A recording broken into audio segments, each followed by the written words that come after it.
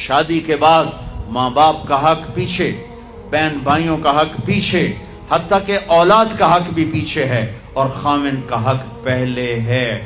بہت سی عورتیں اپنی نادانی کی وجہ سے ماں باپ کے پیچھے لگ کر اپنے خاوند کو چھوڑ دیتی ہیں، خاوند کو ذلیل کر دیتی ہیں، اپنے بچے کے پیچھے لگ کے اپنے بچوں کی وجہ سے اپنے خاوند کو بے عزت کرتی ہیں۔ بہت سے باپ اپنے بچوں کی وجہ سے بیوی کو بے عزت کرتے ہیں، یا اپنے ماں باپ کی وجہ سے بیوی کو بے عزت کرتے ہیں۔ یہ سب بے اعتدالیاں میرے معاشرے میں ہیں۔ اللہ کا واسطہ دیتا ہوں، ایک دوسرے کو عزت دو، رشتوں کو عزت دو۔ ہر ایک کا اپنا مقام ہے، ہر ایک کو اپنے مقام پر رکھو۔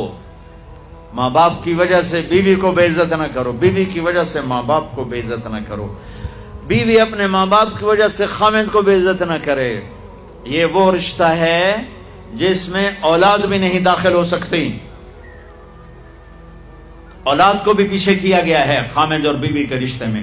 اور یہ وہ رشتہ ہے جس سے میرے اللہ نے اپنی نشانیوں میں سے ایک نشانی بتایا ہے، ایک نشانی۔